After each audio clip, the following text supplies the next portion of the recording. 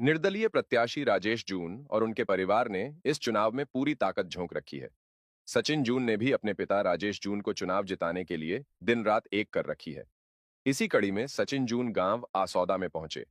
यहां पहले उन्होंने दादा बूढ़ा मंदिर में शीश झुकाकर आशीर्वाद लिया और इसके बाद गांव की चौपालों में प्रचार किया। इस दौरान ग्रामीणों ने सचिन का जोरदार अभिनंदन किया और इस चुनाव में साथ देने की बात कही। आसौदा के अलावा अन्य गांवों में भी सचिन लोगों से रूबरू हुए और उन्हें आगामी 29 सितंबर को होने वाले रोड शो का न्योता दिया। पर सचिन जून ने कहा कि हम लगभग सभी गांव कवर कर चुके हैं। जहां भी जा रहे हैं, लोग अपनी समस्याएं बता रहे हैं।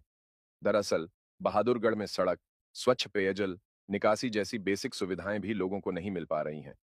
औद्योगिक इकाइयों के लिए हमारे गांवों की जमीन तो ली गई है, लेकिन यहाँ के युवाओं को उनमें रोजगार नहीं मिलता। ऐसा इसलिए है कि युवाओं के लिए पैरवी ढंग से नहीं हुई।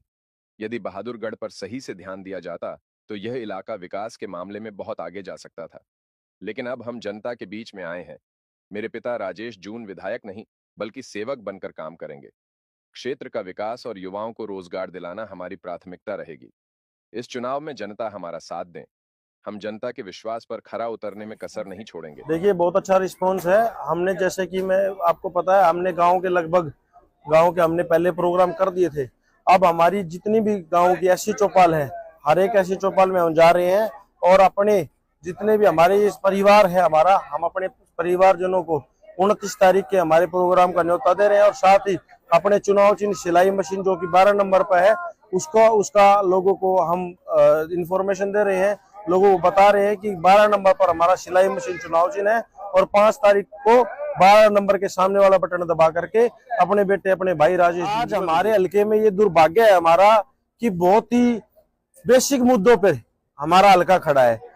आज लोग बात करते हैं कि बड़ी बड़ी इंडस्ट्रीज लगे, बड़े बड़े उद्योग आए, लेकिन हमारा हल्का आज भी बेसिक जो साधारण चीजें हैं उन चीजों से वंचित है। जैसे सड़क, हमारे अगर इसी गांव की बात करें, इसी गांव में मंदिर के सामने सड़क टूटी रहती है। पानी भराव की बहुत बड़ी समस्या है।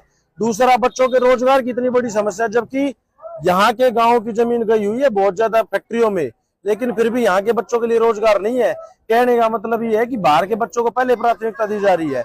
वो इसलिए कि क्योंकि यहाँ के बच्चों की पैरवी करने वाला कोई नहीं है। हमारी पहली प्राथमिकता यहाँ के बच्चों को रोजगार दिलवाने की रहेगी, युवाओं के लिए। और सामाजिक काम जितने भी है, जितने मर्जी सामाजिक काम है, चाहे वो मंदिर चौपालों का काम हो, चाहे वो सड़कों का काम हो, चाहे वो पानी का काम हो, चाहे सीवर का काम हो, हर एक काम को प्राथमिकता से करवाया जाएगा।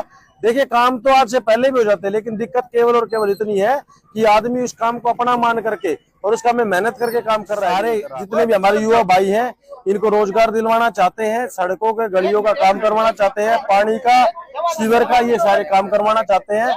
और केवल इतना ही काम है कि हम अपने इस बहादुर हल्के के लिए, गाँव आसौदा के लिए कुछ काम करवाए। बहुत बहुत धन्यवाद।